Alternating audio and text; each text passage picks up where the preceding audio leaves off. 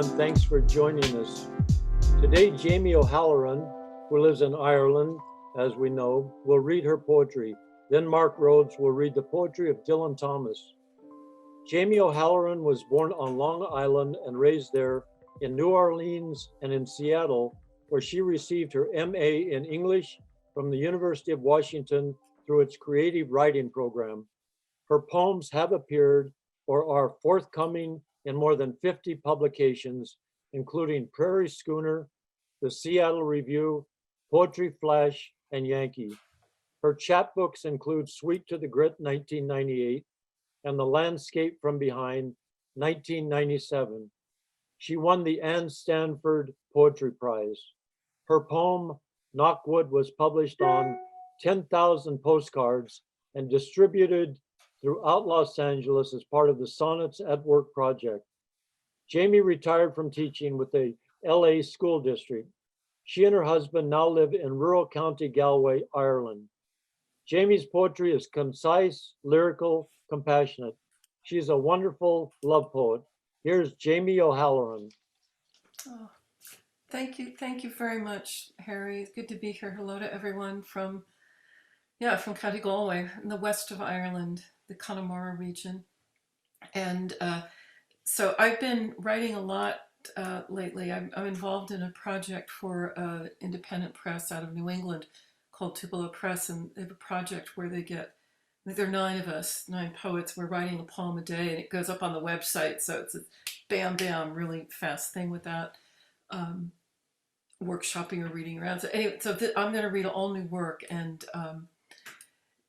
everything, almost everything that you're going to hear is based on where I am and what's going on around me and around all of us in the world. And I'll start with one that's kind of funny.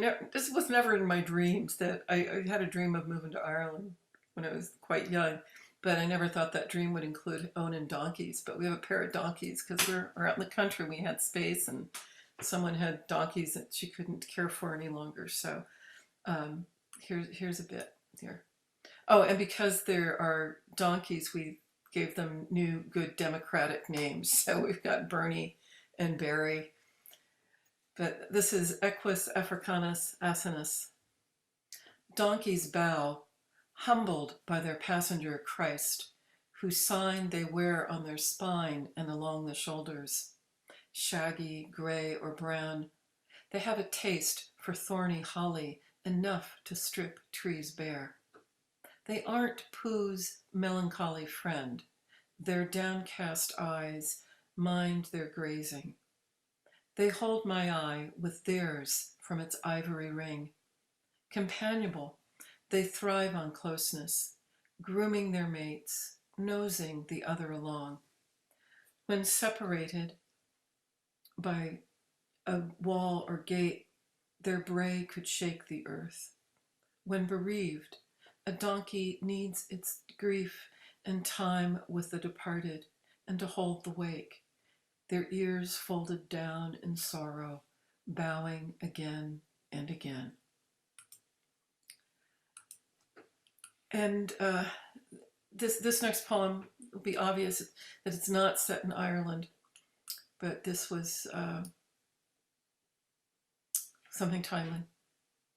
And the title is Capitol Hill Epiphany, and it's written after William Carlos Williams, and the events of January 6th were also on the Feast of the Epiphany. And William Carlos Williams has a poem to asphodel, that sweet greeny flower. I might be getting the title wrong right now. But in it, there's this very famous phrase about how, if people who, they may not get the news out of poetry, but they die for what they don't get. And that's, I didn't have the poem with me, I don't have it memorized, but anyway, so this is with thanks to William Carlos Williams. Capitol Hill Epiphany. The news from poems is not new, but despised for its lack of newness, its blunt truthiness that calls us to the greater good. My mother complained that good was great, but neglected or swapped for something shiny telling untruths that made some feel they weren't bad, but broken by others. The corpse flower opens its fetid bloom to lure carrion eaters. It has a rotten stink, not the moral odor of an asphodel welcoming bees to feast upon it. The corpse spathe attracts disciples who open their mouths to the putrid stench of rotting fish for a night of feeding. They might die from what is found there. And one thing I've been working on is sonnets. I've been writing quite a few sonnets, and they're not Shakespearean sonnets. They're free verse sonnets, but they have the right number of lines. They have 14 lines, and the way they fit on the page and the length of lines is sonnet-like for me. And a crown of sonnets is a sequence of 14 sonnets where the last line of one poem is used for the first line of the following poem. And I think to truly make it a crown, so there are 14 sonnets. So when you get at the 14th sonnet, then we'll close with the line that began the first sonnet. And if I don't know if we'll manage to do this, but so I guess the gem in the crown is a 15th sonnet that just uses all those opening and ending lines, those 14 lines in one poem. I don't know if can accomplish anything like that, but again, these are poems that are set in this time. They were written on the day, and they just are numbers for titles. 1. If it weren't for the cold, the short days, one might not guess it is winter. All is green, hedges and fields, even the leafless limbs of beech wear woolly green lichen gloves. Spears of crocus and daffodil break through unfrozen soil. Each morning, earlier as the sunrise creeps back, I check for the newly appeared congregations of stiff foliage where blossoms will open like choristers. Closing in on my first full round of seasons in this new place, I still learn what grows, when and where. Blanket of alder leaves feeds the meadow. Wild carrot will follow hyacinth and bluebells. This year of grief isn't ending, but brightening.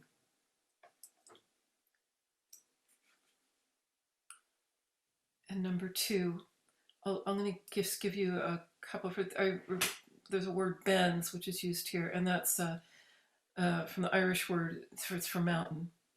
So I mentioned we drive to the bens, that's to the mountains. Connemara, as I said, that's the region where we live. It's a region of County Galway, the west of Ireland, and it's sparsely populated, lots of bog and mountain and lakes. And then snowdrops I'm referring to are a flower. It's a very, very small flower. In fact, they're blooming now. They start popping up in January here, so they're even a heads up on the crocuses, but they're very small, little bell-shaped, very sweet little flower. So number 2. This year of grief isn't ending, but brightening with its earlier sun and later moon. Yesterday evening, we drove to the bens. The sight of them, sifted with the morning snow, would be the last we could catch until this next lockdown is lifted. For now, we dwell within our 5K radius that hasn't mountain or sea. We caught the best a day could bring, with a shower ending as the sun was settling deep into Connemara. A rainbow arched across the all of Mom Valley Bog. Holiday closures will stay this month, tight as a bud, while the snowdrops ring their shy white bells. By February, March, we may have the jab. If nothing else, the little sons of Narcissus will nod, cradling the lights we have lost. 3. Sons of Narcissus will nod, cradling the lives we've lost. A calendar's been flipped through, and the flowers' yellow cups are mementos of the season when this plague was truly novel. What I remember, an assortment of weeks, months, days that opened and closed like the push-pull scales of a concertina, like the locking of lungs swamped with fluid. Cough not deep enough for worry, flushed from heat, not fever, salt, sweet, sour, bitter, articulated still. It is not my beloved's lonely suffocation. It is the moment when the corps of nurses and doctors abandon one bed for the next, and again, and again. Those wards, more than adequate in winter, all but morgues in March as we careen into spring, locking down yet again. And this next one has a couple of references. One is to St. Bridget. So she was a patron of Ireland and came out from a Celtic figure of Celtic mythology. But St. Bridget's Day is February 1st, and that's in the old Celtic calendar. That is said to be the first day of spring. And people to get reeds and make them into crosses of equal size. And anyway, so everybody makes a cross for St. Bridget's Day, and they hang it in their homes. It's supposed to keep illness away. And then I also mentioned the Angelus, some of you may be familiar with. In the Catholic Church, the Angelus is, the bells are rung 3 times, 9 a.m., noon, and then 6 p.m. And here in Ireland, it's always at noon, it's always at 6 p.m. And it's even on the radio station, the national radio station, they pause at noon for the Angelus. And these are prayers to the Blessed Virgin Mary. Number 4. In March, as we careen into spring, locking down yet again, hope it will be another Groundhog Day rerun, where the clock radio launches us back to a surge we've already crested. Pray that next month there will be no need to fold reeds into St. Bridget's crosses for safeguarding the ill. 7 mystic weeks between March's roar and today. The same number to circumambulate the Kaaba at Mecca, Catholic sacraments. This old man, he played 7, he played knick-knack up in heaven. Some numbers are lucky, though nothing fortunate in the headline digits, with more zeros than ever taking up the rear. The health department posts the count every evening at 6 as the Angelus tolls, reminding us of the incarnation and how it came just like that, like the COVID catching us unawares, bringing pause and a glance to see what's behind. And the 5th poem has an epigraph quotation from Marilynne Robinson's novel, Lila. What use was there in calling a day by a certain name, or thinking of it as anything other than weather? Bring pause and a glance to see what's behind, the whoosh in the road that might be wind or another engine. The pause brings marveling at the nodding branches or quick steps to clear the road for a car. It is the same as the last walk or tomorrow's. Night, evening, and morning are measures of light marking weather and seasons. Yesterday was wet day. Today is soft day, a gray one, when the lake is the unwooded patch along the horizon, sprawling into the sky. The world shows its unhurried turning in the winter ivy, heavy with clusters of berries. Wild marjoram has died back. Heuchera is a constellation of rust. Narcissus pokes up, finding nothing to reflect on underground.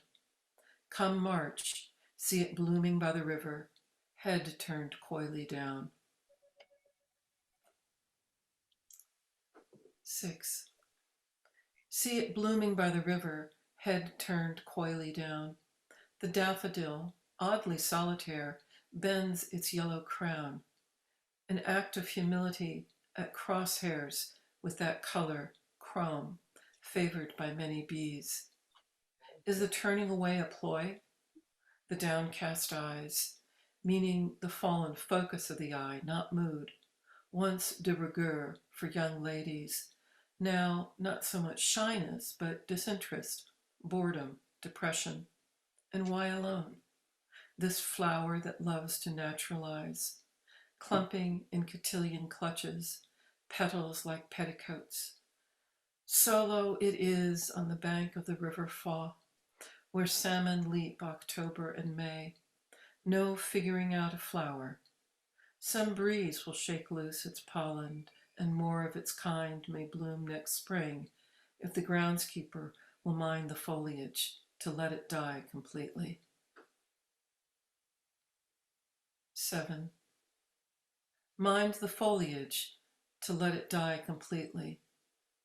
Only then will its purpose, the feeding of future flowers, be fulfilled. Sure, yes, it is unsightly, limp slag of ribbon, yellowing from green, taking its time to brown and crisp. Lazy rashers in summer's skillet, not sun enough to make them sizzle. Here it is, January, and my mind is occupied by the remains of spring bulbs yet to bloom. Future is all one has when present is masked into 5 kilometers and a flimsy bubble. Future is the remnant of this present in bits, absolute bits. Fractured year of shrunken funerals, virtual you name it, schools on again, off again, Zoom weary. These seasons wear us into the next, threadbare. We'll arrive at the threshold, stomping our stocking feet. 8. We'll arrive at the threshold, stomping our stocking feet, refusing to cross. Why not stay here, where we're all we are? Last evening's lamplight splintered on the laurel into fireflies, wee gems of gold under the new moon. The sky was a cavern where the stars and planets played gods and animals, heroes and fish. So crowded up there. Rain crazed the window pane. The tapers lighting our table teared in another window into a votive candle stand. Our intention for today was to light one for our late friend. We planned to find the right spot to plant the carpet roses. I was going to dig a hole by the fence for the honeysuckle. And so we paved our road, our failings the hell we make. Prudence wrestles impatience behind this scrim. Living shadows cast the story, lengthening as the days play out. 9, and I'm going to just mention, I said that, so these are all set in right here where I am in Connemara in January during a pandemic, political thing, well, none of the political stuff in here, but a big news here in Ireland was a report came out on mother and baby homes, which were institutions that were paid for by the state, by the Republic of Ireland. Started right after, we're right now, this is the centennial of the Irish War of Independence and Civil War. So the Republic is really new, but the government paid for these homes and they were operated by different religious orders of nuns. And they know of at least 9,000 babies and children died in their care over 60 some years. And I mentioned 3 of the orders here, the Sisters of Mercy, Daughters of Charity, and Bon Secours. And then I mentioned haggled overseas refers to, so these were homes for women who were not married, and they would often just keep the babies. They wouldn't let the mothers have their infants, and they were often actually adopted by families in the US. So this is 9. Shadows cast the story, lengthening as the day plays out. Even though the sun shifts higher above the horizon, dark silhouettes stretch ever longer across the state. 9,000 babies' names stretch into a ribbon of mourning. Sisters of Mercy. Blinds raise and shutters open in a different order of respect. Daughters of Charity. The best disinfectant, they say, is sunshine. They dug out St. Mary's mother and baby home septic tank, collected rubble of fetuses, toddlers, infants, laid to disordered rest they were, bon secours. Others were haggled overseas to more hallowed mothers in unblessed bliss. This happened in the New Republic, independent from one rule, lashed to another. The famine burial ground was unblessed. Furs colonizes that field with its wildly blooming yellow suns. I forgot one thing that's mentioned is that there was one case of one of these mother and baby homes, actually more than one, but where they found that when the infants had died, they were just burying them. In one case, it was in part of in the septic tank, so not consecrated. And these were Catholic orders of nuns that weren't baptized, given any kind of religious burial. Okay. Furs. If furs is it's also called gorse or Scottish broom. So it's wild, bright, deep golden yellow, all over the place. Furs. Oh, and there's a Connemara pony mentioned in this pony, and it's not as tall as a horse, but it looks. If you're just walking by one, you'll think that's a horse. You're not gonna say it's a pony, like a Shetland pony, but it's a special breed that was actually developed just about a century ago in this part of Ireland. They're very popular. Mostly they're white. And I mentioned the hunger, and that's capital H hunger, referring to the Great Famine from the mid-19th century. Furs colonizes that field with its wildly blooming yellow suns, where Sonia, a Connemara pony, some days is let to graze. A hand-drawn sign warns against feeding her rotten veg. This was a burial ground, not a cemetery, for the soil was unconsecrated for holding the poor that died of the fever. Returned to this earth, here they were, though not of their own volition. The consecration is that part of the Mass with the host, transubstantiation. The wretches laid in this field, their bodies unhosted. They may have welcomed spoiled spuds.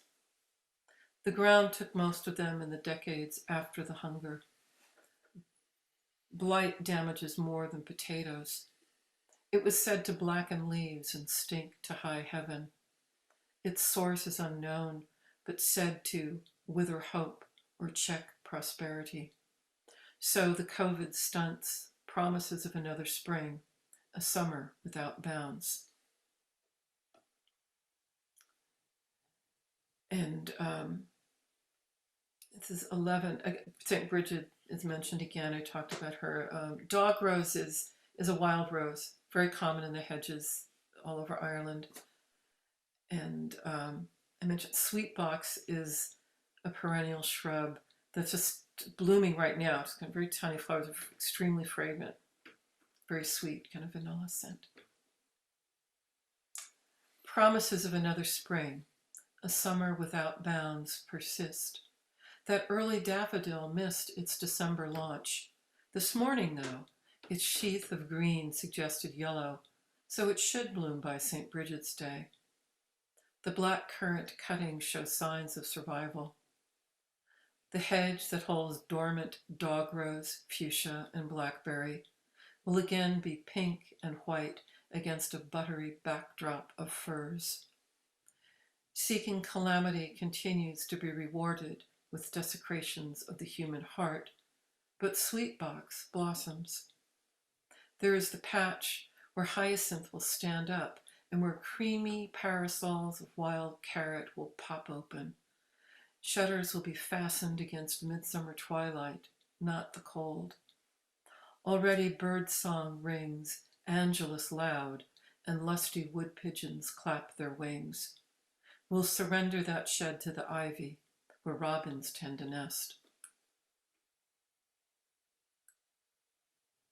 And this is the last one, which is only 12. I haven't completed the crown. We'll surrender that shed to the ivy where robins tend to nest. Last spring, while reclaiming it from a stranglehold of green, we found deep in a Celtic knot of vine a twig-woven well sheltering a clutch of 5 blue eggs. This was before we learned to leave the growing bee in the spring until fledging is over. We'll let the shed alone. The ivy can't tendril through concrete the way it can weave dry stone walls into buckling. Funny that ivy, with its wandering way, is an emblem of fidelity in a bride's bouquet. Ivy-leaved toadflax, though, it's no relation, and finds easy birth in a wall, as do hard fern and hart's tongue that thrive gently in crevices, spilling their bright fronds plume against the gray. Robins feed madly in winter. They need fuel for warmth and to keep the embers glowing in their breasts. Thank you, Jamie. Thank you. Thank you very much That was for wonderful. Thank you for having me here. Thank you for those splendid free verse sonnets. And I love the quote, you know, we are cradling the light we have left. And you have done that with writing about religion and fidelity in the last poem, and nature and the cycles and life and death. And it's just lovely to hear your poetry. It's so specific. And there is a lot of news that we get from your poetry. It's always a pleasure to hear you, Jamie, and thank you for coming to us from Ireland. And now our next poet is Mark Rhodes. Mark Rhodes is a splendid lyrical poet with great narrative strength. He is also a playwright. His last book of poetry, Approaching Darkness, which I love, was published in 2016. He lives in Santa Monica with his wife, author Star Goody. I have enjoyed many readings that Mark has given, reading his poetry or poetry of other poets. Today, he is going to read the poetry of Dylan Thomas, 1914 to 1953. Here's Mark Rhodes. Dylan Thomas went to a party a long time ago, just before he passed away, and some guy from a college, you know, some academic said to him, you know, I noticed in your poems that you used a lot of the same words all the time. He said, you don't have a very wide vocabulary, do you? And Thomas looked him in the eye and said, but sir, you don't understand. He said, I don't write poems, I write poetry. There's a difference. The Hunchback in the Park. The hunchback in the park, a solitary mister, propped between trees and water from the opening of the garden lock that lets the trees and water enter until the Sunday somber bell at dark. Eating bread from a newspaper, drinking water from the chained cup that the children filled with gravel, in the fountain basin where I sailed my ship, slept at night in a dog kennel, but nobody chained him up. Like the park birds, he came early. Like the water, he sat down. And mister, they called, hey, mister, the truant boys from the town, running when he had heard them clearly, on out of sound. Past lake and mockery, laughing when he shook his paper in mockery, hunchbacked in mockery. Through the loud zoo of the willow groves, dodging the park keeper with his stick that picked up leaves, the old dog sleeper alone between nurses and swans, while the boys among the willows made the tigers jump out of their eyes to roar on the rockery stones, and the groves were blue with sailors. Made all day until bell time, a woman figure without fault, straight as a young elm, straight and tall from his crooked bones, that she might stand in the night after the locks and chains, all night in the unmade park, after the railings and shrubberies, the birds, the grass, the trees, the lake, and the wild boys, innocent as strawberries, had followed the hunchback to his kennel in the dark. I'm just going to read some of my favorite Dylan Thomas's poems, and this is one I used to memorize these things, and now I can't do it. Usually in his poetry, the title is the first line of the poem. And death shall have no dominion. Dead men naked, they shall be one with the man in the wind and the west moon. When their bones are picked clean and the clean bones gone, they shall have stars at elbow and foot. Though they go mad, they shall be sane. Though they sink through the sea, they shall rise again. Though lovers be lost, love shall not, and death shall have no dominion. And death shall have no dominion. Under the windings of the sea, they lying long shall not die windily, twisting on racks when sinews give way, strapped to a wheel, yet they shall not break. Faith in their hands shall snap in two, and the unicorn evils run them through. Split all ends up, they shan't crack, and death shall have no dominion. And death shall have no dominion. No more may gulls cry at their ears, or waves break loud on the seashores. Where blew a flower, may a flower no more lift its head to the blows of the rain. Though they be mad and dead as nails, heads of the characters hammer through daisies, break in the sun till the sun breaks down, and death shall have no dominion.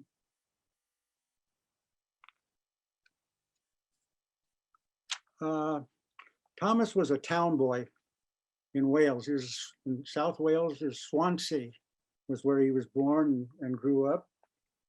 And but his mother's sister had a farm nearby, and this is the first poem I ever heard Dylan Thomas read on a record. And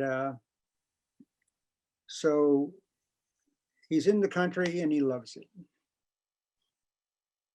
Fern Hill. Now, as I was young and easy under the apple boughs, about the lilting house and happy as the grass was green, the night above the dingle starry, time led me hail and climb, golden in the heydays of his eyes. And honored among wagons, I was prince of the apple towns, and once below a time I lordly had the trees and leaves trail with daisies and barley down the rivers of the windfall light.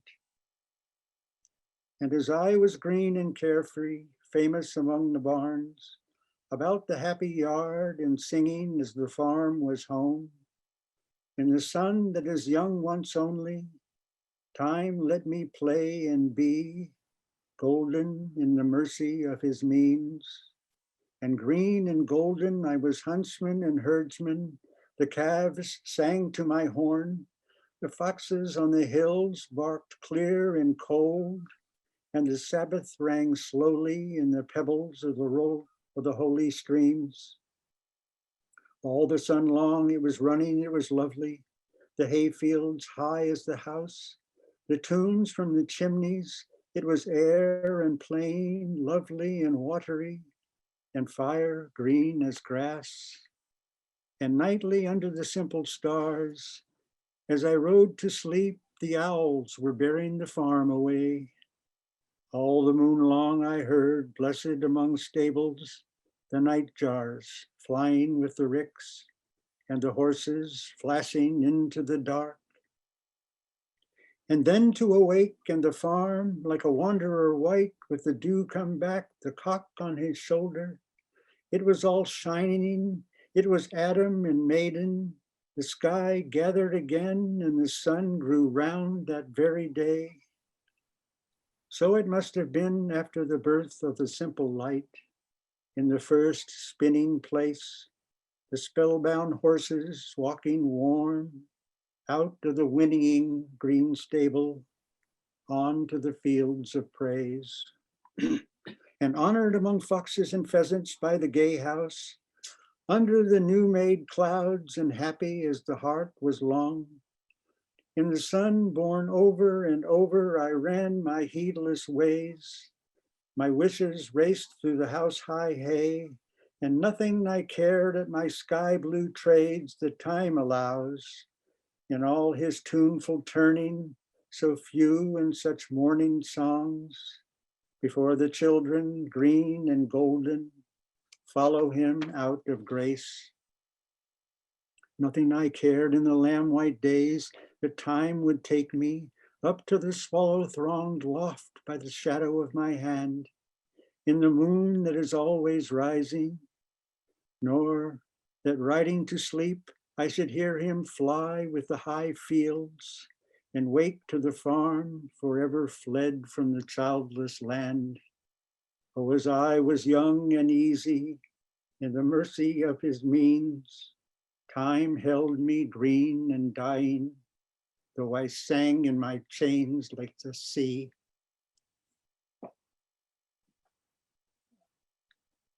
That's kind of a long one. There's a little bit longer one. Sorry, this is my favorite poem of him.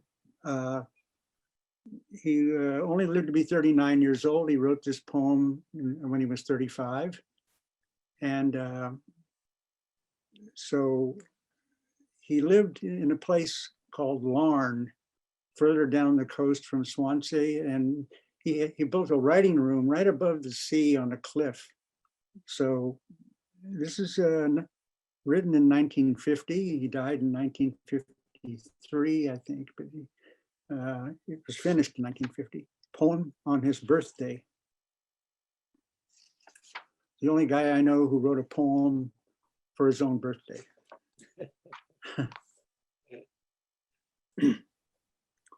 In the mustard seed sun, by full tilt river and switchback sea, where the cormorants scud.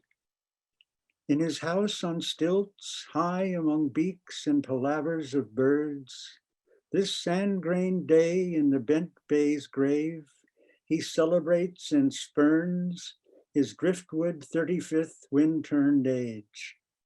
Herons, spire and spear. Under and round him go flounders, gulls on their cold dying trails, doing what they are told. Curlews aloud in the conquered waves work at their ways to death. And the rhymer in long-tongued rune who tolls his birthday bell toils towards the ambush of his wounds. Herons, steeple-stemmed, bless. In the thistledown fall, he sings towards anguish. Finches fly in the claw tracks of hawks on a seizing sky. Small fishes glide through wines and shells of drowned ship towns to pastures of otters. He in his slant ranking house and the hewn coils of his trade perceives. Herons walk in their shroud. The livelong river's robe of minnows wreathing round their prayer. And far at sea he knows who slaves to his crouched eternal end under a serpent cloud. Dolphins dive in their turtle dust. The rippled seals streak down to kill, and their own tide daubing blood slides good in the sleek mouth. In a cavernous swung wave silence, swept white Angelus knells. 35 bells sing struck on skull and scar where his loves lie wrecked, steered by the falling stars. And tomorrow weeps in a blind cage, terror shall rage apart, before chains break to a hammer flame and love unbolts the dark. And freely he goes lost in the unknown famous light of great and fabulous dear God. Dark is a way and light is a place. Heaven that never was, nor will be ever, is always true. And in that brambled void, Plenty as blackberries in the woods, dead for his, died, dead, dead grow for his joy. Sorry. There he might wander bare with the spirits of the horseshoe bay, or the stars seashore dead, marrow of eagles, the roots of whales, and wishbones of wild geese, with blessed unborn God and his ghost, and every soul his priest, gold enchanter in young heaven's fold, be at cloud quaking peace. But dark is a long way. He on the earth of the night alone with all the living praise, who knows the rocketing wind will blow the bones out of the hills, and the scythed boulders bleed, and the last raid shattered waters kick, masts and fishes to the still quick stars, faithlessly unto him who is the light of old and air-shaped heaven, where souls grow wild as horses in the foam. Oh, let me midlife mourn by the shrined in druid heron's vows, the voyage to ruin I must run, dawn ships clouded aground. Yet though I cry with tumble down tongue, count my blessings aloud, 4 elements and 5 senses, and man a spirit in love, tangling through this spun slime to his nimbus bell cool kingdom come, and the lost moonshine domes, and the sea that hides his secret selves deep in its black base bones, lulling of spheres in the seashell flesh, and this last blessing most, that the closer I move to death, one man through his sundered hulks, the louder the sun blooms and the tusked ramshackling sea exults, and every wave of the way and gale I tackle, the whole world then with more triumphant faith than ever was since the world was said, spins its morning of praise. I hear the bouncing hills grow larked and greener at berry brown fall, and the dewlarks sing taller this thunderclap spring, and how more spanned with angels ride the man-souled fiery islands, oh, holier than their eyes, and my shining men no more alone as I sail out to die.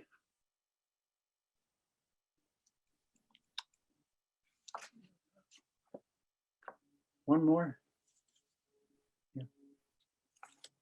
I started with the Hunchback in the Park. I think Dylan loved the park near his house. And so this is a poem kind of connects with the first one in a way.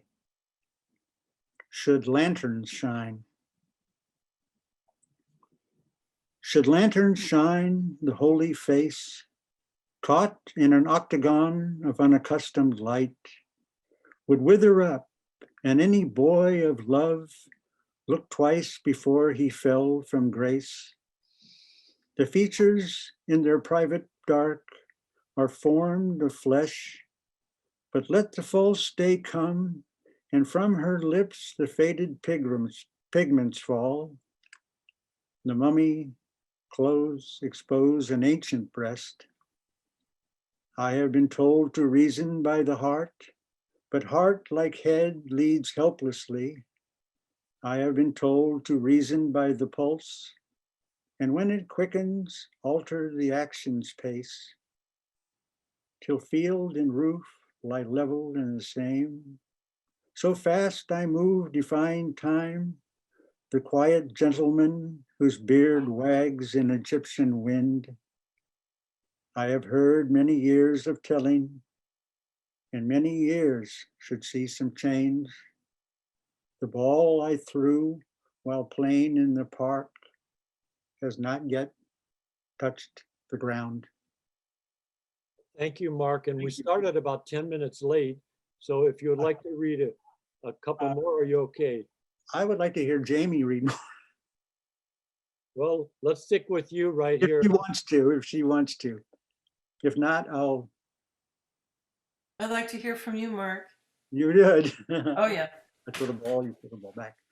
It's okay. I'm going to try and remember a poem that Dylan Thomas reads. It's one of my favorite poems.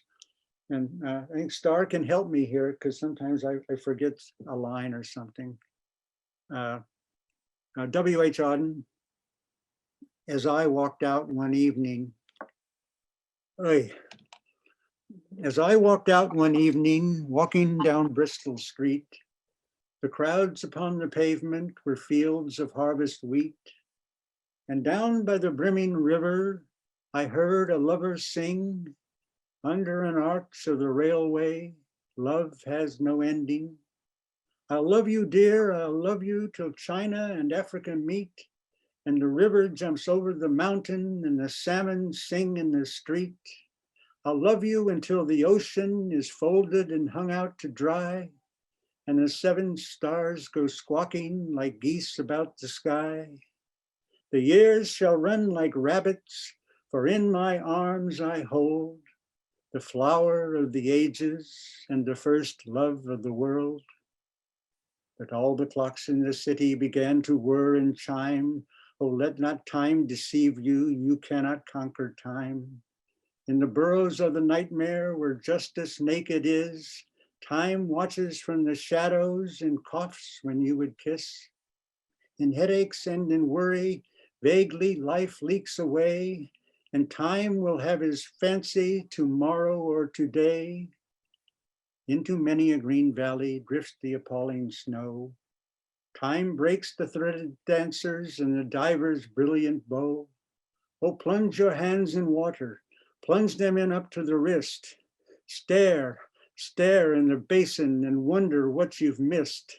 The glacier knocks in the cupboard, the desert sighs in the bed, and the crack in the teacup opens a lane to the land of the dead, where the beggars raffle the banknotes and the giants are enchanted with Jack, and the lily white boy is a roarer and Jill goes down on her back. Oh, look, look in the mirror. Oh, look in your distress. Life remains a blessing, although you cannot bless. Oh, stand, stand at the window as the tears scald and start. You shall love your crooked neighbor with your crooked heart. It was late, late in the evening. The lovers, they were gone. The clocks had ceased their chiming and the deep river ran on. Thank you. Thank you, Mark. I want to just talk first. I love that poem. You read it beautifully. You recited it beautifully. I love those lines. You shall love your crooked neighbor with your crooked heart. But I want to, first of all, thank you for entrancing us with the deep, resonant, vivid, and rich language of Dylan Thomas. You read all those poems marvelously. We have a couple more minutes, and I would just like to talk a minute, if I may, about, and you two pitch in too.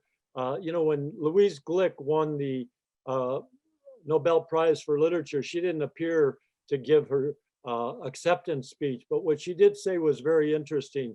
She started out by talking about 2 poems that she loved when she was a little girl. One of them happened to be The Black Boy by Blake, and there was another one, it was a song. And then she talks about how she loved the intimate language, the intimate poem, one person as both of you are doing to another one. She said, you know, my poetry in general does not have to be spoken in a stadium to thousands of people.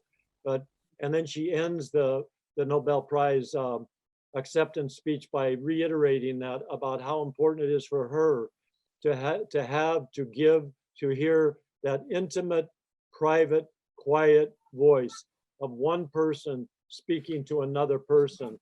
And that clarity and that intimacy is something that I always love too. And that's the power of language right there. And we get it all the time when we're sitting reading a book. But what would you like to say, Mark, and then Jamie? Do you have anything to say in those regards? Or about your own poetry or what you heard today, either whatever you'd like to say for a little while. defer to Jamie, I think. Oh, Jamie? yes.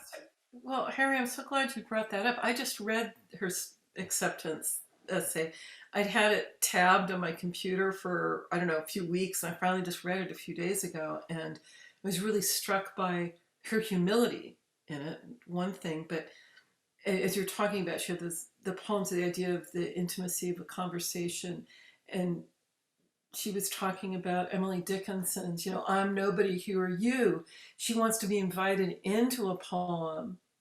She likes the idea that the poem isn't excluding her, where like Shakespeare's sonnets, that's a private, like that he's writing to somebody in particular, and she gets to eavesdrop but not be engaged in it. And so I really, that really struck me, her that she feeling that poetry is a conversation and wanting to be allowed into it, that the reader is part of the poem.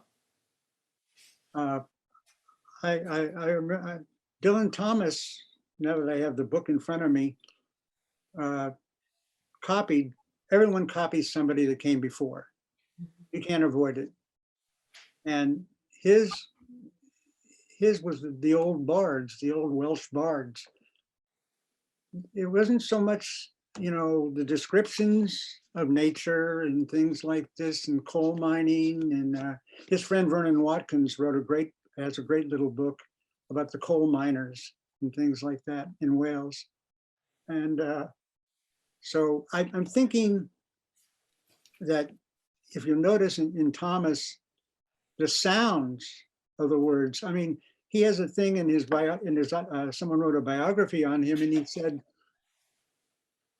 he grew up in Swansea near the ocean, and he said, I shan't forget the night in my little room in Wales that I first fell in love with the sounds and the shapes of words. Well, that's it. Well, the Welsh and also the Irish have always been singers. Oh, yeah. You know, Where Jamie's from, I mean, there's tons of singing. Mm-hmm. I think there still is. I'm not sure. I haven't been there in 10 years, but it's the singers were them. They were the ones. It was just amazing. Everybody sang. I mean, some people who never even made a record or anything like that, and the most wonderful voices. I mean, what else was there to do? I mean, like Jamie said, in the middle of the 19th century, just getting something to eat was the tops of the day. I mean, people were dying here and there and everywhere. In Clifton, they had the workhouses and things like that. It's just, how could you be happy in something like that?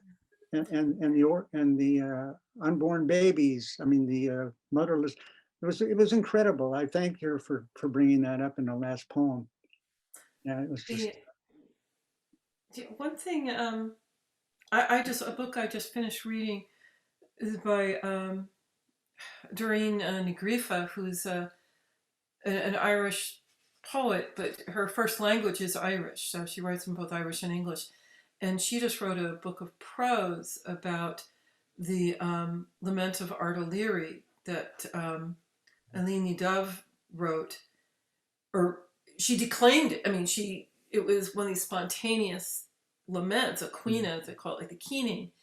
And Yes. Like anybody who's an expert, or claims to be an expert in English language literature or the 18th century says that is the pinnacle of English language poetry from the 18th century, because it was translated into English. But I mean, this is where it comes out of. It comes out of one voice lamenting often. Yes. And it's still a traditional form of chant noce that still is sung, and it's a cappella, and it's this deep, deep feeling in the rhythm. And just with rhythm, I was hearing in the Dylan Thomas, thank you so much for reading it, Mark. It sounded like the sprung rhythm of Hopkins too in there. And maybe that's just too because the Welsh have that wonderful musicality. Yes. Yeah, it was just, I mean, my friend Tim Robinson, who wrote all about Connemara, he Mhm. passed away at the beginning of last year. I'd say one more thing about him. Here's a man who's from England, who made Ireland his life. Mhm.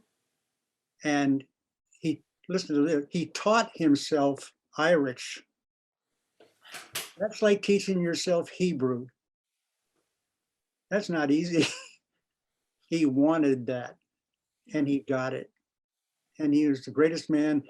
Remember Tim Robinson? He wrote all about Connemara, mostly in the Aran Islands. Please, if you ever have a chance to read his books, read them. He's my friend. I met him a couple of times. It's wonderful. Thank you. Thank you both for carrying on the tradition in such a wonderful way. I don't know if Jennifer is on the air right now or if she's watching it, Jennifer Clymer, but you guys both bring a deep tradition and you enlighten us with your language. You know, Dylan Thomas also a sense of alliteration, assonance, and a deep resonance. But as you both point out, the great voices and the singing of the Irish and the Welsh. But thank you once again for blessing our MPTF with your great voices and your understanding. And it's very soothing when you're reading, Mark, the nourishing quality that are in those poems and you're reading, you know, it's soothing and nourishing. And also you too, Jamie, you know, facing death, whether it's the unwanted babies or whether it's, you know, death shall have no dominion. It's nice to take whatever exists in our lives and channel it into an art form and lifting it up. And you both have lifted us up today. And we're thankful to MPTF, Jennifer Clymer and her Creative Chaos team for providing us with a chance to do something that we love. And, you know, as a sense of equality among all of us poets of just sharing and constantly learning from others. And we learn from Jennifer on all that she brings on Creative Chaos 4 days a week. So thank you, Mark Rhodes, and thank you, Jamie O'Halloran. And now back to Jennifer Clymer. Well, before everybody goes away, I was listening. I'm juggling a bunch of things. Some of you may know that we've had a little technical glitch today, and I'm working to make sure that we get the equipment that we need by Monday. But I was able to have the beautiful music of your poetry in the background as I was frantic on my computer. Jamie, the thing I was surprised about initially, because I know that you were, you know, calling in from Ireland, I was expecting that lilt. Oh. and I'm surprised at myself at how much I miss it. Hmm. You know, there's such a beautiful musicality, certainly in Welsh as well. But I think people speaking English who have a Welsh background, as opposed to people who speak English who have an Irish background, it's more musical for me coming from Ireland. I don't know if you guys agree, but I wanted it. Can you affect it? Oh, you know, not very good. I mean, you know, if I'm telling a joke. Oh, can I do it real quick? Okay, so there's an Irishman meets a Mexican fellow from Mexico, and the Irishman, or the Mexican man asks the Irishman, says, "Do you have a word in Ireland that's similar to our manana?" And the Irishman says, you know, I can't say that we have a word that can convey such a sense of urgency.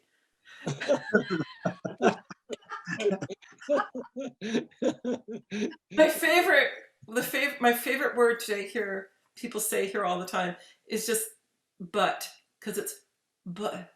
It's this wonderful breath, but. Just saying B-U-T, it just sounds wonderful. It's like a poem. Amazing. Yeah, well,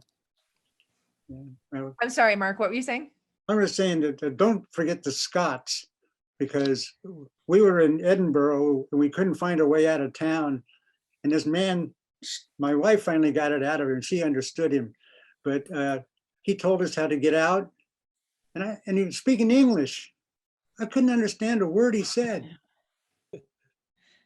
And well, we finally got out of Scotland. So There's a lot of rolling R's. Yeah. what? Kind of down here, right? How did Yeah. In the, It's What's your background, Jennifer? Your ancestry? I am Irish, yeah. although I've never had the pleasure of being on the island. I would very much love to. Let's go. German, Welsh, and I understand there's a little bit of Dutch in there, but a lot of English. Like Clymer is English. Jamie will tell you. If you're ever in England, you know, I mean, if you're ever in Ireland, don't tell them you're English. They still don't care for them too much, you know. Yeah, very clear on that. We've been watching The Dairy Girls. oh, I love it. It's a great show. So much We fun. have to put the captioning on to catch it. Well, it's so fast, but the Belfast accent, it's like Derry too. It's like it's like Scottish really, because some of the Scots were brought over to Ulster, and it's different. And for me, the Newcastle accent, that kind of Geordie accent, is as hard as the Scottish. Really? Oh, Yeah. wow. Yeah, because it kind of derives from that, like Viking-esque, that Nordic. Yeah. But the Belfast accent is so fun to try it. It's like a freight train. You have to hold on and power through. And the vowels are all trading sounds. So Yeah. Well, that's a mix. instead of saying round, it's roamed. Right. Kind of like they do in Scotland. Yeah. Right. Yeah, it's. We went to the Orkney Islands. They have a bit of a mix-up of all these languages. So. Yeah. I'm not familiar with that is. It's just north of the northern end of Scotland. There's them and then the Seven Islands. And we went to the Orkney Islands. If you want quiet, go to the Orkney Islands. Love to go there. What a wonderful people. Yeah. I think after the pandemic, nobody is going to want silence. No. I want to thank you guys for joining us, and thanks Harry for always creating the most incredible space in this hour on Friday to just center again and reconnect with that love of language. And don't wait for Harry's invitation. You guys have this Zoom link. Join us every Friday all the time. We would love to have you. Thank you. Thank you, Jennifer. Thank you, Jennifer. Thank you, Mark. Thank you. Jennifer, thank you, Mark. Thank you, Harry. And thank you, Harry, of course. Yes. Let's give Harry a little love. Absolutely. Yeah.